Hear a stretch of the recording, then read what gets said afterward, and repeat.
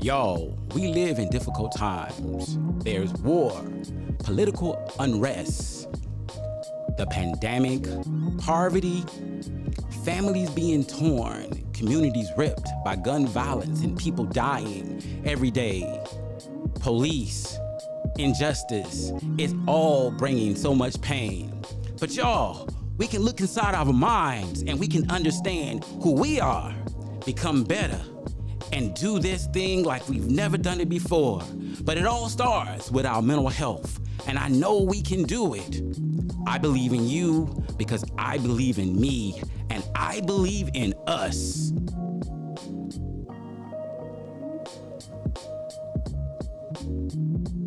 Hello, y'all, and welcome to another episode of Therapy is Life. Woo-hoo! Woo-hoo! Start with the song. Starting off with it now. Wow, that's the Gerald I know. Woo-hoo! Smokestack lighting. But today, y'all, we're going to talk a little bit about some Delta Slim.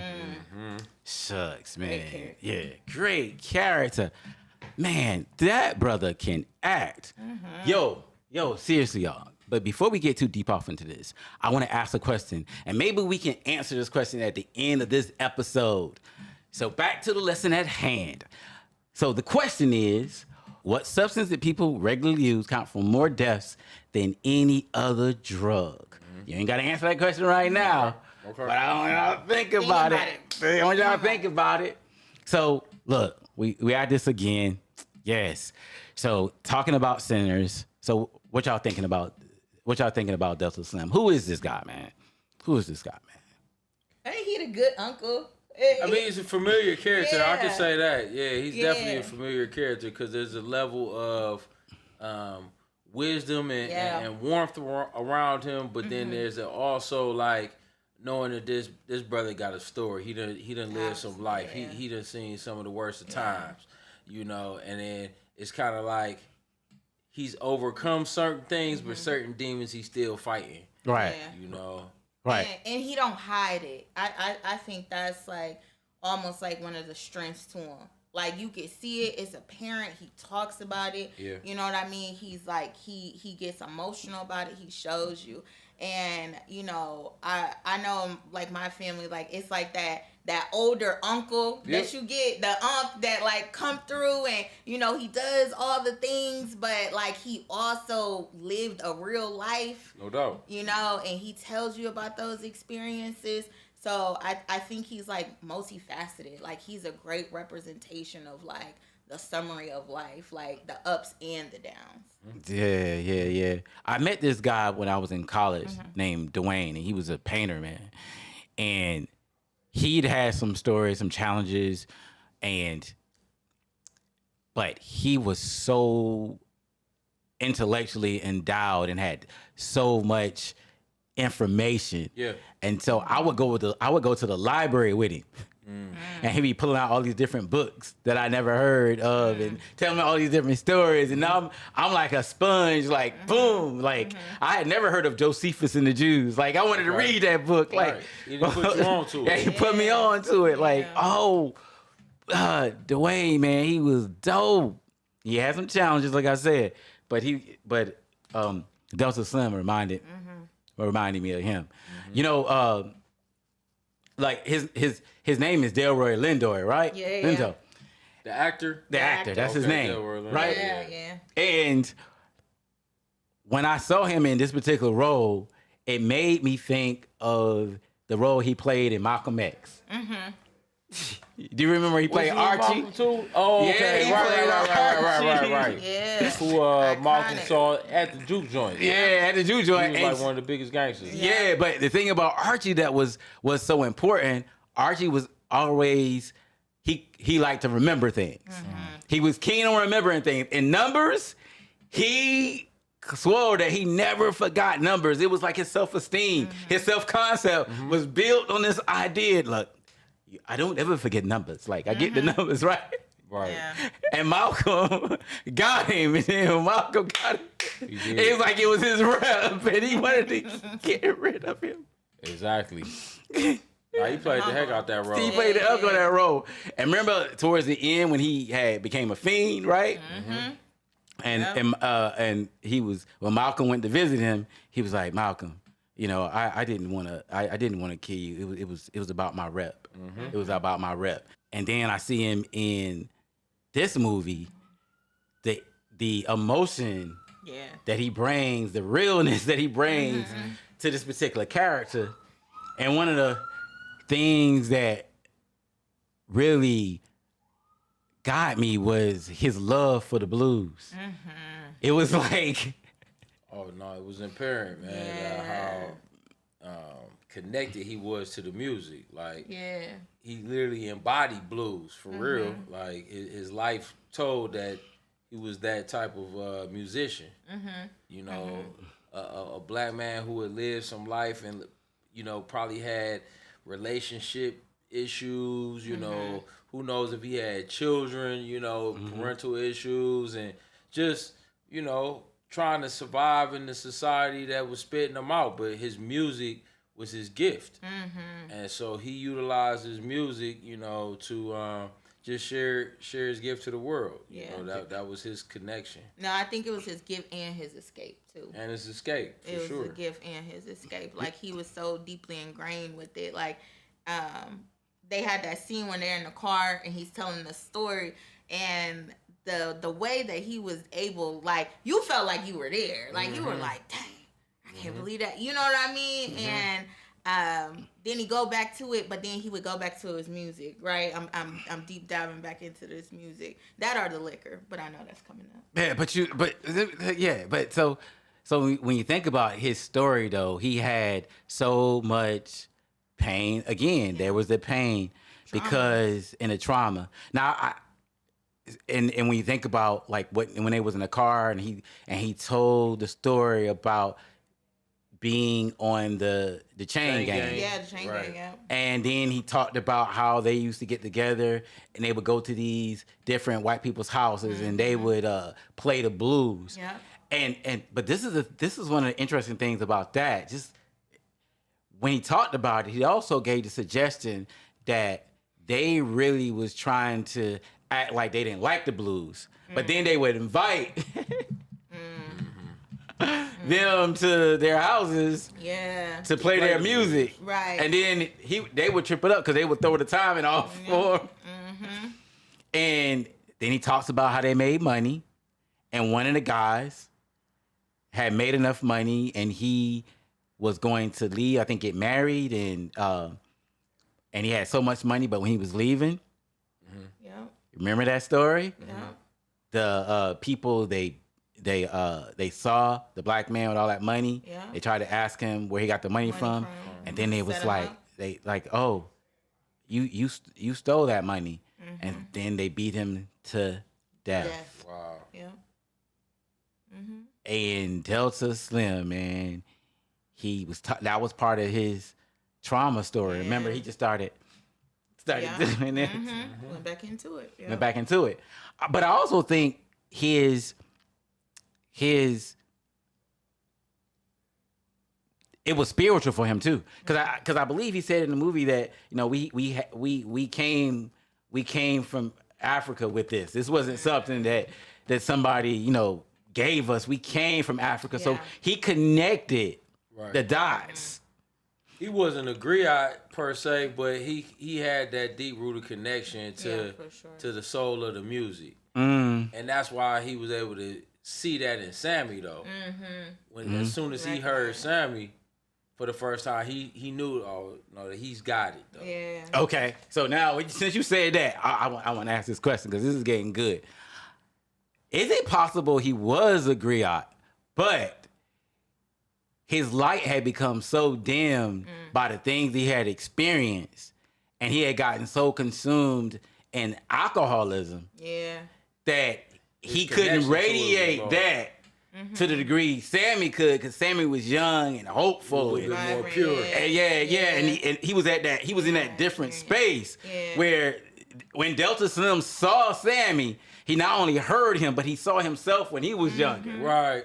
Is that possible? Yeah, Come on. I can see that though. I can still understand where you're saying that. Just life is kind of dampered or dimmed his light to really know how his connection to everything that's already came before him was there. And then he was able to kind of see the rebirth in that in Sammy. Right. And saw that, no, he's the one that can take it to that next level. Because remember, he was at the train station and people was coming to see him. That's true. And he was so caught up in that. And you know what's crazy about him? So we get into his addiction and stuff, right? Y'all remember when Stack came to see him, right? Yeah. With the beer. And he was being so... When he asked him, he's like, "Well, nah, I got a job. I be there every night. I get paid X amount of dollars. So, you want me to just come and work with you for one night when I'm getting sacrifice when I'm getting paid, right? Consistently. So he was thinking. He wasn't necessarily. He was thinking there, right? For sure. But then. That enticement. Stack couldn't shake the feeling, huh? He couldn't shake the feeling when Stack came with that. Right. What was it? Some Irish beer, I think. Some Irish beer was, whatever. He was like, all of a sudden, his whole thought changed. Yep, it shifted. It shifted. I'm curious, what is it about people, man, when they get addicted? What is it about them that, because they can be so gifted and so talented and have, such creative abilities that the addiction could take over, that it hampers their ability to actually fulfill their destiny, man. What do you think is going on there? Well, I mean, y'all are experts in dealing with that, but from personal experiences of loved ones and friends that I know, I feel like it's, their way of self-medicating their pain, right? Instead of, like we said before, addressing the issues, addressing what's really going on deep inside that they trying to heal from, they rather just self-medicate. And that's just a consistent space. And it's a familiar space for them to be able to just self-medicate and whatever that is that they're self-medicating from. Because you could break one addiction and then pick up another addiction. Absolutely. Because you still never got to the root of where's the pain, So you can go on a 21-day fast from something and then pick up something just as bad because some sort of pain is still deeply rooted in you that you never addressed. Yeah. I'm gonna go with the real sciencey answer of it. Okay, you can do that. The real sciencey aspect of it is we are rooted in our desire for instant gratification, right? And when you develop an addiction, your pleasure sense like in your brain constantly being hit, pounded on, right? So the things that maybe would have fulfilled you, the things that would have brought you a sense of gratification, your skills, your goals, your hopes, your dreams, now it's not hitting the same for you. You know what I mean? Now is if I pick up this drink, I can experience the same release, the same pleasure than having to put in the work to carry out these dreams and these goals and have to do this, right? So it's that sense of like I want to feel pleasure instantly, right? That and that's powerful. That's in and of itself. It can be addictive, right? I just want to ignore all the bad and feel all the good. Because who really wants to feel bad? Right. Like, nobody just volunteers to be like, yeah, I want to feel my trauma. I want to feel the pain of it. I want to sit here and cry and wallow. You know what I mean? Like, that's not a pleasurable feeling. So I think sometimes that we forget that. And I think, like, from a historical perspective, why we've always felt like, oh, well, this is a choice, but not really understanding, like, there's, like, literally a chemical imbalance going on. Like, it's more happening that meets the eye in there. What you saying that, I want to, this question. When I used to work for the Children and Family Services, I used to work with a lot of families that had addiction issues. And I remember going to houses and kids would be 6, 7, 8 years old, 9 years old sometimes, and they would have a parent that would have serious addiction issues. And you could see all this neglect. And I remember talking to kids that were older about these same type of experiences, and they would say, my parents didn't love me because they wasn't there for me. They didn't support me. And I'll find myself saying, I understand feeling. I'm going to validate your feelings. Yeah. But I also thinking would say, nah, your parents loved you, but they had this addiction that worked like a very severe disease. Yeah. It is a disease. It is. And they were not able to get beyond that enough to be present for you. Yeah. Because if they could get, talking about Delta Slim, how that addiction could hold you back. And granted, this dude, even being where he was, people were still coming to see him every day. Yeah. Oh yeah. Yeah. And feeling it, but drinking became an escape from the pain of probably what he felt about not being what he thought he could be. Right. Yeah. It allowed him to feel free and feel like he had to numb himself from that. And like avoiding hopelessness. Right. Right? Like, man, I there's so much that I aspire to be, and with the present circumstance, like I'm always gonna be locked into this box, right? So that consistent good money is great. You know what I mean? Compared to like what could have happened, where I could have went. It's so unfortunate, and you know, a lot of us, we sleep on alcohol. We don't realize that, to answer that question, it is the most pervasive, most destructive substance in America. And in fact, I believe if you took all the other drugs combined that we talk about, fentanyl included, it still kills less people a year than alcohol does. That's deep. But yet we get around with each other all the time. And do it, yeah. Almost like it's ingrained. Like I remember, like it was almost like a rite of passage to be able to drink. You know what I mean? Right. Like we glorify it here. You know, and you're supposed to be 21, but like when you get to college, you 18, 19 years old. That's all you see. Like you're overwhelmed with it. Exactly. And the earlier you start drinking, the more likely you are to become an addict. Wow. So when you start drinking 11 and 12 years old and all that kind of stuff. In countries where they say, well, kids start drinking early, family, they have higher levels of addiction than we do in America. So it's like alcohol, because it's so accepted, we don't realize that the epidemic that alcoholism is. Right. Let me ask you guys this. Is alcoholism a hereditary trait? Is that something that you can inherit, or is that something that just your own life experiences can create for you to become an alcoholic? You know, because I hear people say, you know, it's hereditary, it's in my family. Like, is alcoholism, you know, hereditary? Well, I mean, there's like always the argument nature versus nurture, right? Like something that's ingrained in us, right? I mean, let's look at it like this. It runs parallel where there's a correlation of if you have it in the family, it continues to run in the family. But I think there's a lot of factors in there.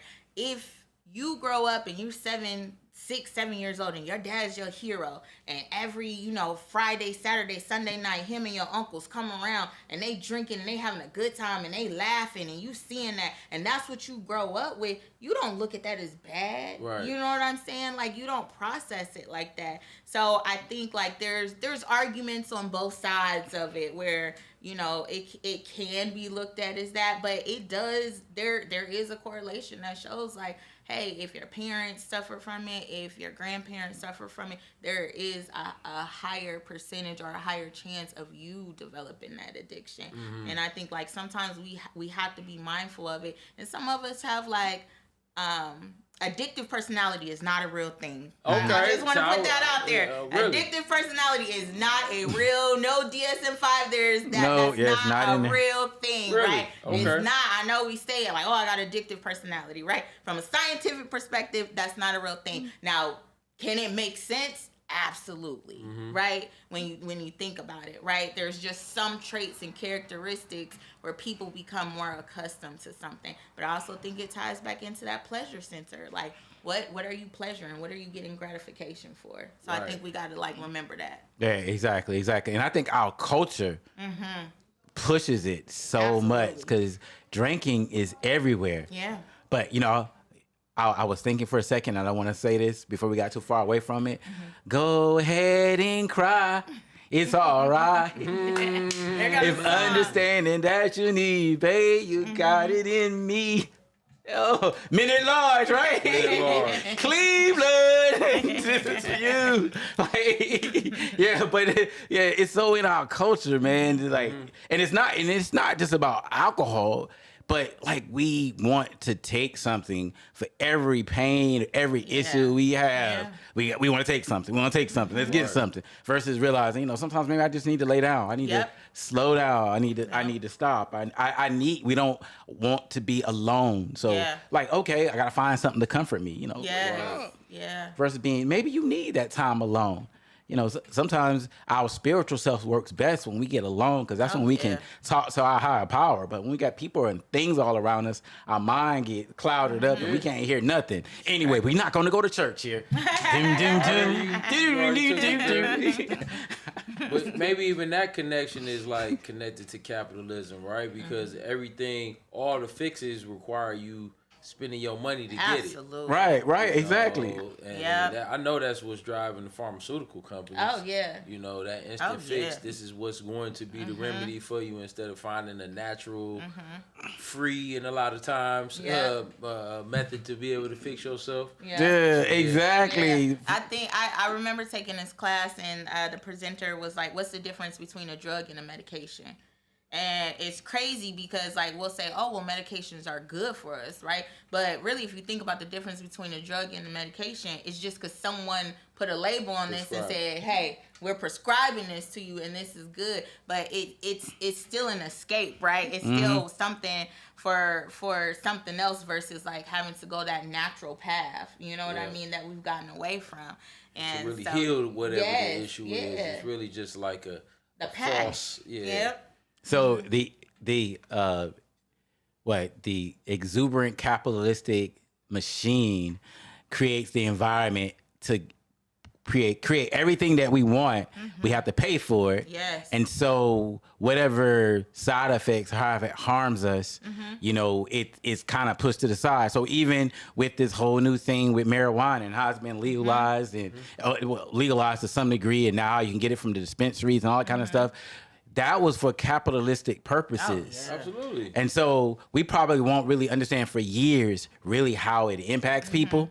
But that's because now people can be more open about it. Yeah. But the reality of it is anytime something is in a market where capitalism is pushing it, you have to understand that a lot of the consequences of it won't be recognized. They say that you should not drink more than 5 ounces of alcohol a day. That's a little bit. Yeah. If you're drinking more than that, and now they saying even that might be too much, that you significantly increase your likelihood to develop cancer. Yeah. Deep. So Correlation. Correlation. And so, and not to mention the addiction issues. And I understand that when I talk to people that work in addiction hospitals, they say that the people that come in from alcohol addiction, they have the hardest time detoxing. Absolutely. Yeah. They have a harder time. Well, you have to detox. You have to detox. You have to detox. It's some drugs. Like, we're talking hardcore drugs. You get stopped tomorrow. Cold turkey, And you can do it. Alcohol is not one of those. Right? You have to detox your body from it because your body adjusts, right? And that's like, and thinking about like Delta Slim, right? If you think about like when you started and up to that journey, you're not even getting the same satisfaction out of it that you would have brought, right? Like, we call that your tolerance level. Like, once you build that tolerance in it, you need more to feel the same effects of it. Imagine like going into it and you starting at 12, 13 and then you get to college and then like grown as adults, you sitting around and you need more and more and more just to feel any type of effect. Yes. Exactly. Dangerous. Yeah, it's crazy. And you know what? And that kind of reminds me like of this that that I think is a parable that's kind of used in the Bible that talks about when a spirit leaves a man and it goes around and it roams and it comes back, searches around, it comes back 7 times worse. The idea of what happens when people have addictions, and then when they get over it, and then as they pick it up again, your physiological, psychological response to it is for it to be worse than it was the time before, which makes it harder for you to get rid of it. Right, Yeah. I was like, that is so deep and scary. But look, Delta, man, he is the guy, man. And I said Dwayne earlier as a person that kind of reminded me of Delta Slim, that very talented guy. I even had an uncle, man, that, you know, he was amazing dude, very intelligent, a gifted guy. But, oh my gosh, man. He would come sometimes, he like, Lord have mercy. Yeah. Love to see him come, but love to see him leave even more, right? Yeah. Right, yeah, exactly. Yeah. So just thinking about that. But anyway, so any other thoughts on this? Any other insights? I think like there's so many ways that we could bury our pain, right? There's so many ways we could bury our trauma in the form of alcoholism, in the form of, other drugs. I mean, even sometimes like we get so distracted on things and, just putting it out there that that doesn't have to be the end. Right, it doesn't have to be the end. You know what I'm saying? It doesn't have to be the end. It doesn't have to be the end. Yeah. But yeah, that's so true. So check this out. So thinking about it, in that scene with the vampires, Delta Slim sacrifices himself for the sake of others. Mm-hmm. Were you surprised about that? That he sacrificed himself for the face of others? No, not really, because I feel like, his train of thought is that he's lived his life. He's had his experiences. He's seen promise in maybe a younger generation. So it's like he looked at himself to be able to be a sacrificial type individual. Yeah. So I looked at him. Yeah, I think it came naturally too. Like in terms of just like, hey, I've been here. I've done this. Like now it's time for y'all to go do what you're supposed to go do, right? It was almost like that release of it. Like I'm releasing you to like, hey, y'all go take care of this. Y'all go take care of this. Exactly. And I felt like that was spiritual for him because he saw the greater good. It wasn't just and maybe he believed in this. He did believe in higher power and he saw what he was doing. I think he found his sense of self-worth in that too. Yeah. Like, this is who I really am. Yeah. And now I can show you. Yeah. And redemption. It was like redemption for him. I can't change the past, but I can be here today. I can do this. I can give myself for others. Yes. For others, right. And I think that was amazing. Well, anyway, man, I thought this was a good conversation, even though we had the fly thing going on. And I think his baby brother just came back around. Oh my gosh. His brother was like, stacking smoke around here, man. Around here trying to get me, man. Good, man. Look at all these flies around me every day. Jukebox to get away. I'm actually being creative here, right? You have to really know the song. Yeah. So anyway, but yeah, anything else, guys? Well, thank you. Y'all have a wonderful day, and don't forget to like us, subscribe, and don't forget to leave your comments in the comment sections. We love to hear the comments. And if you think I ain't listening to you, I am. We're just gonna take us some time to get to all the different requests, but we got it coming. Yeah. Y'all have a good one. Take care. Bye-bye.